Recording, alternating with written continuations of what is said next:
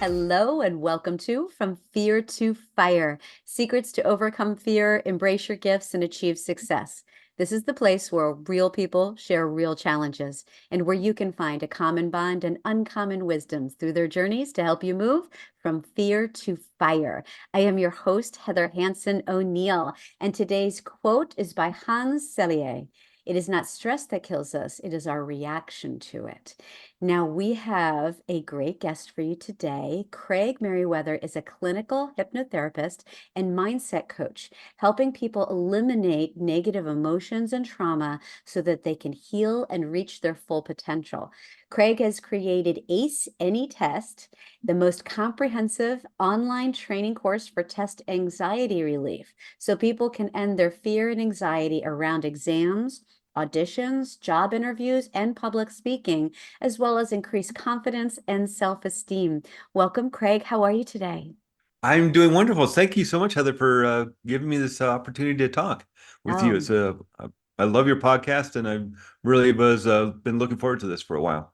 yeah, this is going to be great fun, and I know you've Yeah, got some cool things planned for our guests, our yeah. listeners today. So I'm super excited about that.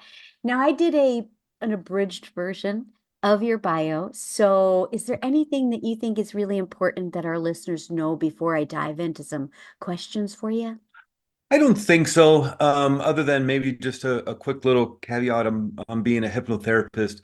I know there's a lot of baggage to the word hypnosis and hypnotherapy, and just from what people have seen on TV shows and movies and the Yeah. Las Vegas shows or comedy club shows. And really, what hypnosis is all about is giving the power back to you Mm, and allowing you through the power of your subconscious mind, where the stress, the anxiety, the trauma, the hurt, and the pain is being kind of uh, held on to. mm, And it's not that your subconscious mind is against you, it's just trying to protect you. The subconscious mind is for your survival, which maybe is not necessarily for your happiness and your thriving. It wants you to survive. And sometimes it tries to protect and create safety by holding on to that hurt and the pain because it doesn't want to experience it again. And so just a quick little um, to define what therapeutic hypnosis is all about, it's really by bypassing the conscious mind, that analytical, logical part of mind, and moving over into the subconscious where that hurt and pain uh, resides. You can fix yourself. And mm. that's really like we don't, there's none of this we take control of people or we make people do things they don't. You can't make anybody do anything they don't want to do. Which makes it really interesting for those people who go up on stage. They want to be there. They want to Right. sing like Elvis. They want to dance like Michael Jackson. So then it goes, they volunteer to be up there. They paid their, money to buy a ticket to be at the show. So what if you want to heal?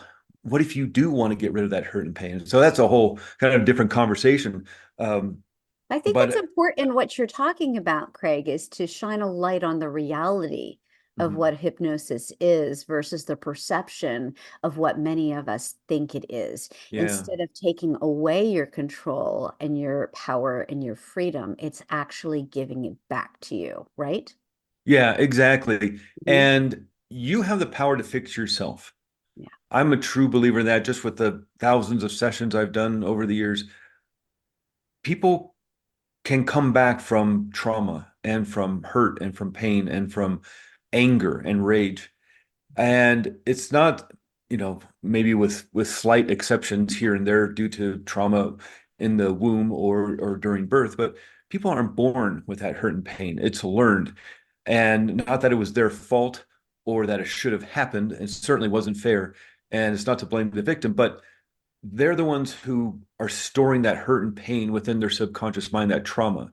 Mhm. So if they're the ones that are holding on to it and essentially are the ones who put it there, not by their doing or by because it was their fault, but if they're the ones that are holding on to the instructions on how to protect themselves and keep themselves safe, wouldn't then go to figure that they're the ones who can change it? Right. and they can add something new. And Hmm. that's why this work, it's very different than talk therapy. We don't go over and over and over the problem, trying to dive in and find deeper details into it. You know what the problem is. And more importantly, you know what the answer is. Maybe not consciously, but again, that's the part of mind we're working with. What neuroscience says is subconscious mind makes up 95% of mind. Conscious mind makes up 5% of mind, that logical, analytical part of mind that creates your goals, your plans to achieve your goals, the willpower. That's 5% of mind. 95% of mind is subconscious. And so instead of, 80, 90, 100 sessions of talk therapy over 2 years, why not just do three or four of therapeutic hypnosis and see what happens? I think people will be really surprised at how much power they have in when taking control of their own healing and realizing they can fix themselves. Yeah, Yeah. it's very freeing, and Yeah. I love where we're going with this. Let's um let's see how it applies. Now, why do you think that people get anxious when it comes to taking a test, like fearful? What do you think the reason is? I think generally it's that fear of failure, fear of being judged. Mm-hmm. Uh, and also a lot of times maybe there'd been a incident in the past where they didn't do very well. And there's usually consequences. It's the unfortunate aspect of school is that failure is punished. Mm-hmm. And whether they just don't understand the material, maybe they didn't study, maybe the teacher's not that great, or maybe they just didn't take the time to go over the material. But if they don't do well on the test, it's usually marked by a bad grade, failing the test, or the getting an F on the paper, and there's consequences, especially maybe in the home if education is really considered a something to keep your eye on, and there's maybe punishment and you're grounded for the weekend or whatever the situation is. And so there starts becoming tension around failing again Mm-hmm. instead of being excited about success, Yeah, because really the subconscious mind is trying to keep you away from pain. right. And yeah, it wants to move you forward towards success because there's pleasure in that. But Mm-hmm. most often, a lot of us would rather move away from pain than move towards pleasure Yeah, because I think pain it's there more is more motivating. intense. Yeah, Mm-hmm. it's more intense. Yeah. And so, in terms of the anxiety, even if you're studying and you know the material backwards and forwards, and you walk into that test, or again, it's not even just a written test maybe in school, but if you're an actor or musician going to an audition, fear of failure, fear of being judged, or a job interview, or that first date, or standing in front of whether 5 people at the meeting or 500 and giving the keynote speech at the conference, you're being judged on how well you are doing, and that's scary. Yeah. And if something's scary, that prevents presents anxiety in the form of your brain's going to start creating adrenaline and cortisol, those little molecules called neuropeptides that send the message of emotion to your body. And now all of a sudden you're feeling that anxiety. Anxiety is a warning signal. Mm-hmm. It's not there to make your life miserable. Anger, rage, overwhelm, worry, whatever you want to call that feeling, the fear, it's not there to make your life miserable. It's there to warn you. Just like if someone pulls a fire alarm in a building, the sirens go off, the lights go off, the strobe lights go off. It's trying to warn everybody in the building that there's danger. You need to get to safety right now. Well, we also have a warning system within our mind and body, but instead of lights and sirens, we get feeling states. So that feeling state of anxiety, that feeling state of fear, of overwhelm or worry is warning you that there's danger in your external environment. And it's Right. good. You need that. You want that because it Yeah. keeps you from going down that dark alley at midnight to take the shortcut back home. No, Mm-hmm. take the well-lighted streets with the people around. It keeps you from peering over the edge of the Grand Canyon too far. Keeps you from petting the rattlesnake in the middle of the trail. So you want a certain amount of anxiety fear. In fact, that anxiety uh, helps you propel yourself forward in life. Otherwise, we just lie around in bed and not get anything done. So there's a tiny bit of stress that is necessary. But when it kind of peaks past peak performance and goes over into the red zone of anxiety and fear, then all of a sudden we start to shut down and we Hmm. want to make ourselves small and we get that tunnel vision of just focusing on the danger and we lose our ability to think clearly and rationally. And then all of a sudden, all the information we knew about the test or the presentation we're giving or the answers we were going to give at the job interview or how suave we were going to be on that first date just flies out the window because we're in panic mode.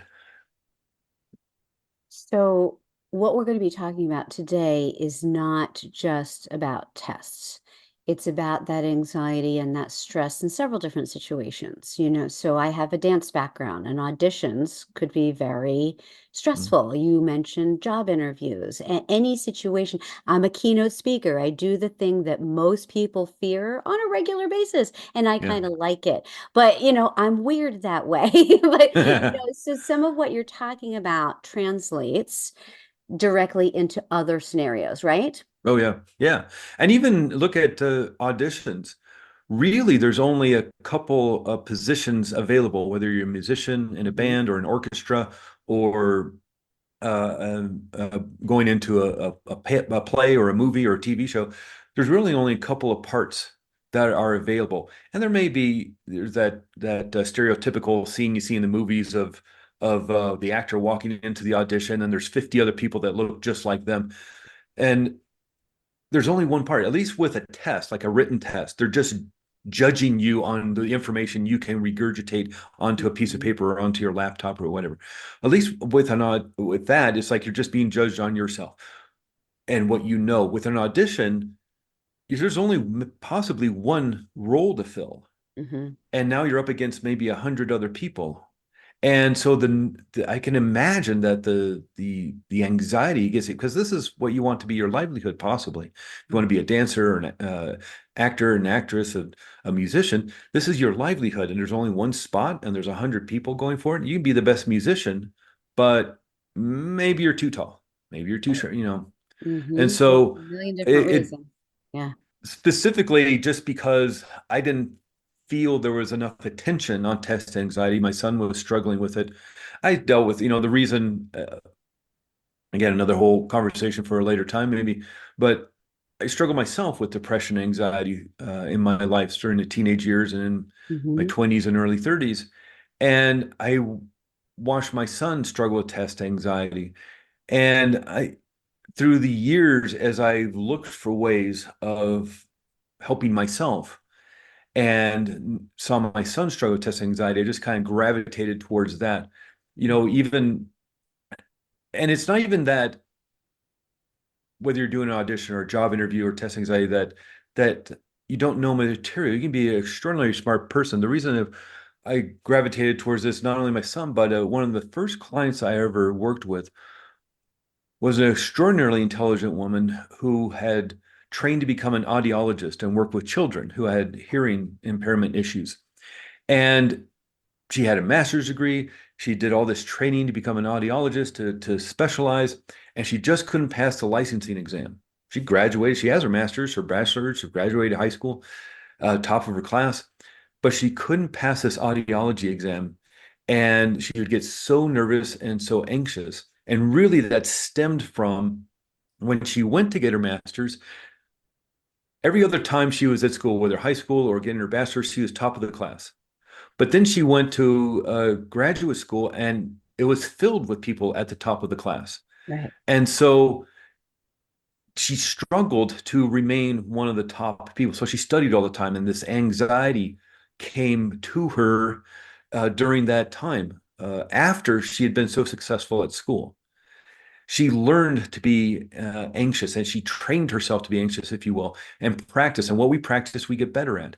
And then Mhm. it just stayed with her for like 10 years. And when she wanted to kind of niche her field, she did all this training, tens of thousands of dollars in training, almost a year's worth of school to do this audiology. And then when it came to take the test, so she get licensed and start this job that starts at like $85,000 a year, she couldn't pass the test because of nervousness, of anxiousness, and then the embarrassment of having to tell your family and your friends, nope, I didn't pass again. And these tests are like $600. let alone the bar exam or if you're an electrician or an auto mechanic or a real estate agent. And so when I worked with her and we showed her some exercises and techniques and tools uh, to regulate her own nervous system, but as well as dealing with the anxiousness she kind of learned and practiced when she was at graduate school. And she passed the test and she became an audiologist. And so when I was kind of looking around and helping my son, and I worked with a couple other people with test anxiety, it's like there's really nothing out there because I think people just assume it's a part of life. Of course, you're going to be anxious about tests. You're going to be annoyed by taxes, and it's just what happens in life. But I think when you going back to what we talked about almost at the beginning of the interview, it's like you can fix yourself and you can take control of your nervous system and you can tell it if it's out of control and say, you're out of control, you need to calm down. And here are some techniques in which to regulate your nervous system, even change the brain chemistry within your own brain. So you can turn off that adrenaline and cortisol. Mm-hmm. And you can, again, subconscious mind is 95% of mind. So a lot of this stuff is happening automatically. So if you can bring a conscious awareness to what is happening, and then you can start calming down your nervous system, turning off that fight or flight, assuming there's no, real danger. And that's a big part of the problem. The subconscious mind can't tell whether Yeah. it's real or imagined. Taking a Right. test, you know, uh, probably isn't life-threatening. Mm-hmm. It may be part of getting your license to start your career or your business or graduate. And so there's some pressure there, obviously, but it's not life-threatening, you know.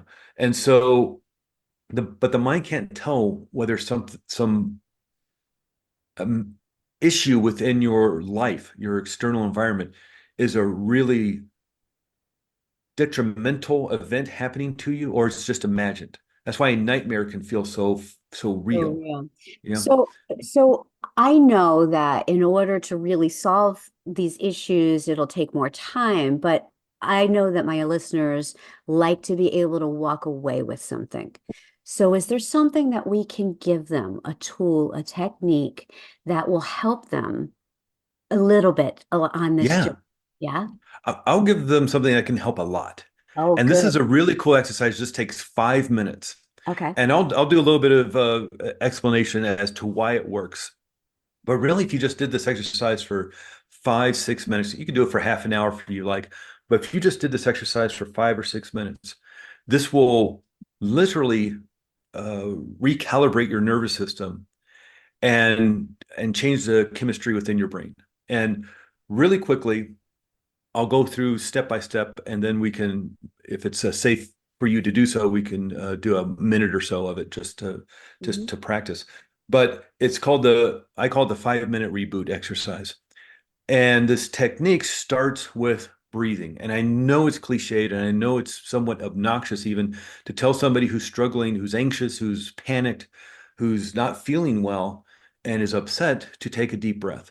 I know that's cliche, but that is literally the off switch to the stress response, a deep breath. Really quickly, uh, if you could take one of those belly breaths, one of those abdominal breaths, what that's, if you feel where your rib cage is, it's like 2 inches from your hips. Your lungs are huge, but when we're stressed, we just breathe into the top part of our lungs.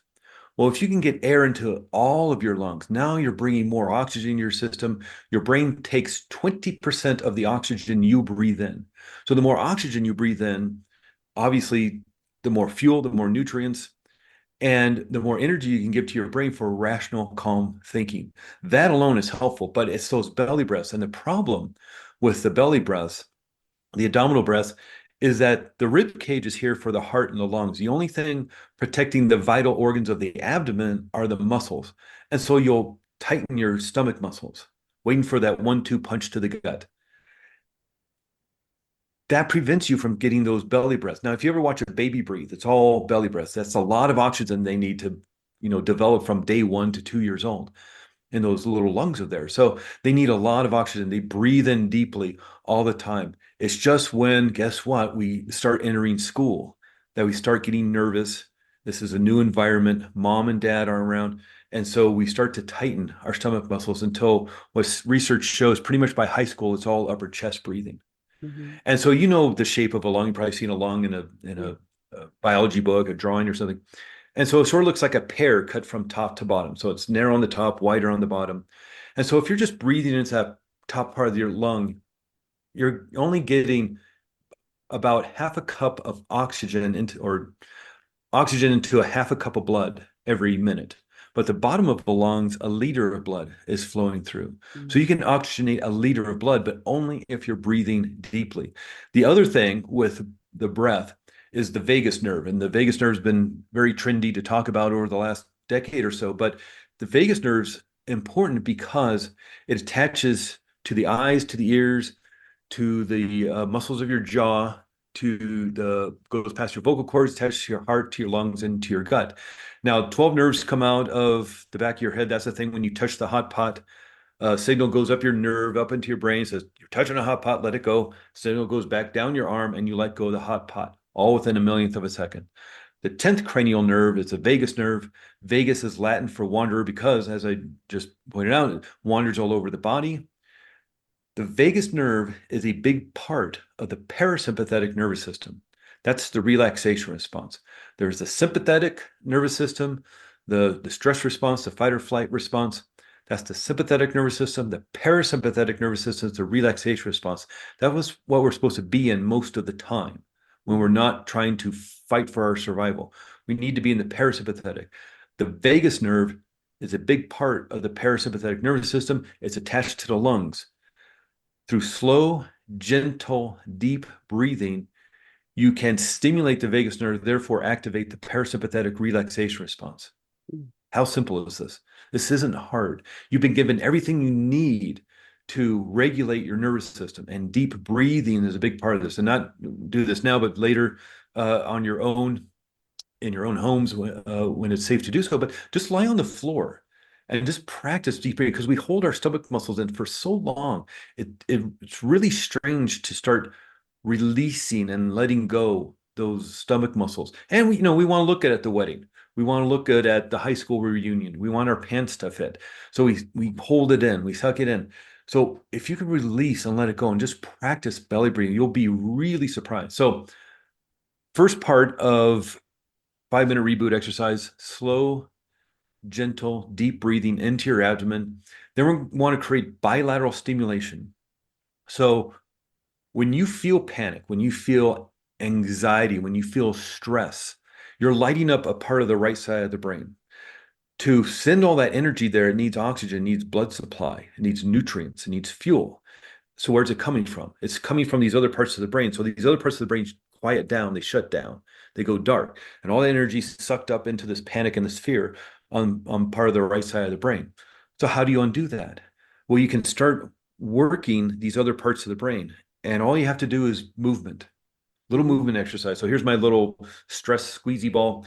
Even just like doing a little simple exercise if you're just listening, all I'm doing is moving my arms back and forth from a T position, like a cross position. Then I'm transferring the ball right in front of me, right in front of my sternum, and then going to the other side. And what this is doing is activating other parts of my brain. Mhm. It needs fuel, it needs nutrients, it needs blood supply, it needs oxygen to light up these neurons to move my arms. And so it's sucking away all that energy from the panic and the anxiety. So even just simple things like, and what's nice about this exercise, a lot of us keep our stress and anxiety in our shoulders and our neck. So this is a nice little stretching exercise for the shoulders Mhm. and neck, just moving your arms back and forth, passing the ball. It could be a pen, it could be a water bottle, nothing that you are going to be bummed if you dropped like a phone or a glass or a mug or something. You may recall back in school or maybe at a meeting, somebody drumming on their knees. Mhm. That's bilateral stimulation. They're not hyper, they're not ADHD, they're nervous. And they're self-soothing themselves by drumming on their knees. Left foot, right hand, left hand, right hand, left hand. Even the feeling on your knees Mhm. of that padding is bilateral stimulation because those signals are being moved up into your brain. Right side of the brain controls the left side of the body. Left side of the brain controls the right side of the body. So now you're operating on both sides of the brain. What I was about to say is walking. left foot, right foot, left foot, right foot. That's bilateral stimulation. That's why it feels good to walk. That's why you can calm yourself down by taking a walk or talking to a friend while you walk. Mhm. All sorts of great exercise, even just moving your eyes. And I'll use my finger for those of you watching. If you're just listening, all you just follow your eyes from all the way to the left and all the way to the right. You can do that in a meeting without anybody really noticing you're doing it. Mhm. So bilateral stimulation, but what we're going to do is a butterfly taps. And so by hugging yourself, doing the cross arms and hugging yourself and just either tapping your shoulders or kind of gripping onto your shoulders, this is bilateral stimulation. But there's an extra added benefit that this hug, and whether you're just holding on to yourself or giving yourself a bear hug or a squeeze, this is nurturing, healing, loving touch. You can do the havening technique, which is that rubbing your hands up and down your arms from your wrists to your shoulders. It feels good. And if you're feeling good, that Mhm. means you're changing your brain chemistry. You're now creating GABA, which is now dissipating, eliminating the adrenaline and cortisol in your brain. You're now creating oxytocin, serotonin, and dopamine. And with this hug, we're going to do one more added element to this. And we're going to think of a person we want to give a hug to. You're Mhm. going to imagine somebody you're going to give a hug to. And so now you're lighting up the visual part of your brain. And you're now creating those neuropeptides, these molecules that send a message of emotion to your body. You're now creating the molecules of joy, happiness, and love.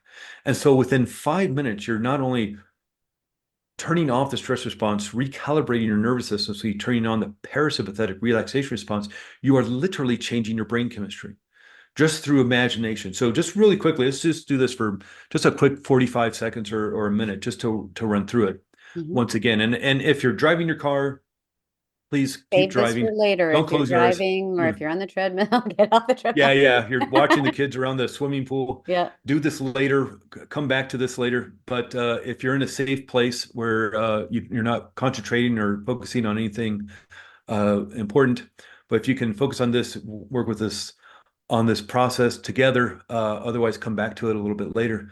But it starts with the slow, gentle breathing. If it's safe for you to do so, you can close your eyes. Closing your eyes signals, again, your nervous system, you're safe. The vagus nerve is attached to your eyes. By closing your eyes, you're sending a signal to your nervous system that you're safe. There's no danger to look for. Breathing in slowly, gently,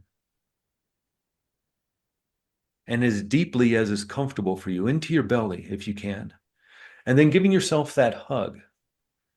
And whether you give yourself a great big bear hug or it's just a squeeze, or you do that havening technique, which is rubbing your hands up and down your arms, whatever feels best, whatever feels good to you. Because if you're feeling good, that means you're changing your brain chemistry. And if you want to supersize this, think of somebody you'd like to give a hug to. And that person could be in your life today, a good friend, family member, a dog, a cat. Maybe you saw a nature documentary and about elephants and you fell in love with a baby elephant. The mind can't tell the difference between what's real and what's imagined. Even though that friend is not there with you, maybe your dog or cat isn't there with you, certainly the baby elephant's not there with you, you can pretend that they are. Or maybe it's somebody who's no longer with us. Your grandmother, your grandfather, maybe somebody you've never met before. Mother Teresa, Joan of Arc, somebody you'd like to give a hug to. Just pretend. And while your body is feeling this hug, you can imagine, you just pretend you're giving yourself that hug. And since your subconscious can't tell the difference between what's real and what's imagined, you are now changing your brain chemistry, flooding your body with oxytocin, serotonin, and dopamine, the neuropeptides of love, joy, and happiness, the molecules of love, joy, and happiness. And so that's just a little quick example. 3 parts: Have it. breathing, that bilateral stimulation of giving yourself the hug, Mhm. and then thinking of somebody you'd like to give a hug to. And if you could do that for 5 minutes, Yep. you'll It changed literally the state. change your state. You could do that Yeah. first thing in the morning. Imagine starting your day like that. You can do that right before a meeting, before you get up and do a speech. Put yourself in state in that way as you're Hmm. falling asleep at night. That's awesome. And I that's mean, just one I love that, little Craig. I exercise to love keep in that your back you pocket. Yeah. Yeah, I love that you gave them something that they can take away, that they can action. And Yeah. listeners, you can come back to this as often as you like, and maybe Yeah. we can get some additional strategies by Craig. Would you share it? We're actually over time now, so can you share Oh, how okay. people can reach you Yeah, and anything absolutely. you want them to know? Best way is I do some social media, but not so much every day. So the best way, if you want to get in touch with me, is just through my website, aceanytest.com. Craig at aceanytest.com is the email. It's the best Okay. way. And yeah, love to hear from you if you have any questions. That's wonderful. Thank you so much, Craig. This is awesome. And listeners, this is such a great, easy, not time consuming thing to Yeah. do. I encourage you to try it. So it's time for our final parting words of wisdom. You've given us actionable stuff, you've given us stories. What would you like to make sure that the listeners leave with today? You have the ability to regulate your own mind and your own body. A lot of us get wrapped up in the stress of life and think that's just the way it has to be. And it doesn't. It doesn't take hours and hours and hours. You can if you'd like, but if you just have 5 minutes, you can change how you feel in your body. And you'll notice things will just look different in your life. So you can just take 5 minutes and just do it multiple times a day. There's no bad side effects for feeling good during your day, multiple times a day. So do this exercise 10 times a day if you'd like. That's awesome. And when you do, make sure to drop me a line and let me know what you're thinking. Let Craig know Yeah. how it's worked for you. We love that. Thank you, Craig. We Yeah. You're appreciate welcome. you. And listeners, if you love the show, share it out with some friends, put it on social media. If you know somebody who's experiencing some stress and anxiety, make sure to send it to them. We love that ripple effect of getting the message out there. Yeah. So thank you again, Craig, and thank you, Yeah, you're listeners. welcome. You are appreciated. Until next week, have a beautiful one.